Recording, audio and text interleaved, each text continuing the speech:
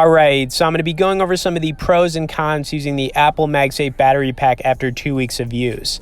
And I actually have two of these battery packs, and the reason for that is because Apple lost one of mine in the mail, so they sent me a replacement, and then the other one got found and just came in. So it actually worked out pretty good for me because now I'm using one on both my iPhone 12 mini and my iPhone 12. Now, I do want to start things off with the pros because there are a few of them, and the first being that it's got a really nice design. I mean, the thing looks great. It's got a smooth matte finish. The back of it's, kind of like a rubberized matte finish as well. And when you put this on the back of your iPhone 12 series, it's got a really strong grip. Now, I've used an alternative like the Anker Magnetic 5K, and I can tell you that the magnet on the Apple battery pack is a lot stronger. The charge on this is also really good. So the cool thing about using this is that when you're charging your iPhone and you've got it attached, it's also going to charge your battery pack simultaneously, which is really cool.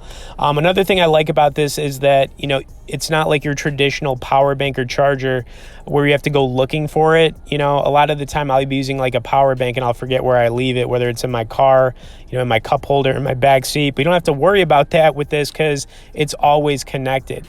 It's also got perfect balance. So, when you flip your iPhone over, you don't have to worry about it like tilting one way or the other. And yeah, all right. Now I want to go over some of the cons because there are also a few cons. Now, this thing isn't cheap. It's $100, and you could always just get an alternative like I have right here, which is the Anker Magnetic 5K. It's priced at around like $45 or $50, so it's half the price, and honestly, it's very similar. The one thing I will say about, the Anker Magnetic 5K, because it's like the biggest competitor to this Apple MagSafe battery pack, is that the magnet's not as strong, and I would say the overall charging times and battery life on the Apple battery pack is slightly better, but it's not like super significant. Now, another downside to using this battery pack is that it only works with the iPhone 12 series. So I've actually got an iPhone 11 right here, and I'm going to show you that, we'll just do a little test here. As soon as I slide it, it just kind of like falls off of it. And that is a downside to this. It's only going to work on the iPhone 12 series. It would have been nice if, this kind of thing worked on like every single iPhone, or at least some of the iPhones that are like 2 years old.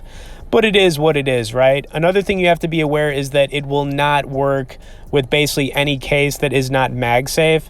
So I've got the Spigen Tough Armor series here. I'm going to just throw it on the back, and I'm going to show you that it actually has a little bit of a grip with the magnet, but it's really, like nothing. So we're just going to do a little test right here. I'm going to slide it over a little bit, and you're going to kind of just see that, yeah, it just kind of like falls off. So basically, the pros, it's got a really good battery life on it for charging. It's got a really nice design. I also forgot to mention it only comes in white, which was definitely a con.